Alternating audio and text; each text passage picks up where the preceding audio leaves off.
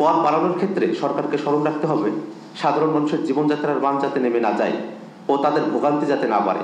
VAT, শুল্ক বৃদ্ধি ও TCB Taxel বন্ধের প্রতিবাদে জরুরি সংবাদ সম্মেলন।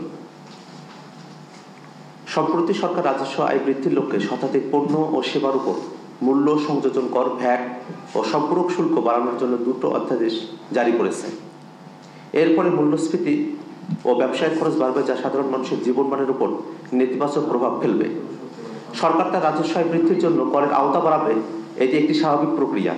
কিন্তু কর বাড়ানোর ক্ষেত্রে সরকারকে স্মরণ রাখতে হবে সাধারণ মানুষের জীবনযাত্রার মান যাতে নেমে না যায় ও তাদের ভোগান্তি যাতে না বাড়ে। বিগত অবৈধ সরকারের গণবিরোধী লুটেরা অর্থনৈতিক নীতি ও বিদেশে সীমাহীন অর্থ পাচারের ফলে সাধারণ মানুষ ও মধ্যবিত্তের জীবন ইতিহাসের সবচেয়ে নাজুক অবস্থায় আছে। মহামারী করোনায় নিঃস্ব হয়ে শহর ছেড়ে গ্রামে গিয়েছিল অনেক পরিবার, যারা আর শহরে ফিরতে পারেনি। সরকারি মেগা প্রজেক্টে বিদেশ থেকে কর্মী এনে কাজ করানো হয়েছিল, কিন্তু বাংলাদেশের বেকার শ্রমিক বসত ভিটা, কৃষি জমি ও হালের গরু বিক্রি করে বিদেশে কাজ করতে গিয়ে প্রতারিত হয়েছে, কারণ বিদেশে শ্রমিক পাঠানোর সেক্টরে তৈরি হয়েছিল সিন্ডিকেট। গার্মেন্টসে কাজ করতে গিয়ে নারী শ্রমিক বারবার লাঞ্ছিত, বঞ্চিত হয়েছে ন্যায্য মজুরি থেকে, বেঁচে থাকার ন্যূনতম ফেসিলিটিস থেকে। আর শিক্ষিত মধ্যবিত্ত তার কষ্টের কথা বলতে না পেরে হয় বিদেশে পাড়ি জমাচ্ছে, না হয় দেশেই মানবতার জীবন বেছে নিতে বাধ্য হচ্ছে। 2024 সালে এই মধ্যবিত্ত, এই গার্মেন্টস শ্রমিক, এই সাধারণ মানুষ অবৈধ সরকারের বিরুদ্ধে রাস্তায় নেমে এসেছিল।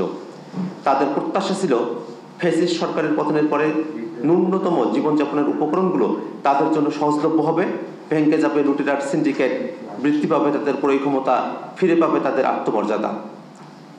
আপনারা জানেন, বিগত অবৈধ সরকারের সীমাহীন দুর্নীতি ও বিদেশে অর্থ পাচারের কারণে দেশের অর্থনীতির অবস্থা খুবই ভঙ্গুর ও বৈদেশিক মুদ্রা রিজার্ভ তলানিতে। এই অবস্থায় বিগত অবৈধ সরকার আন্তর্জাতিক অর্থ তহবিলের IMF এর কাছ থেকে $4.7 বিলিয়ন ঋণ সহায়তা গ্রহণ করার সিদ্ধান্ত নিয়েছিল। আপনারা জানেন, যে কোনো দেশের জন্য IMF এর লোন হলো লোন প্রাপ্তির সর্বশেষ আশ্রয়।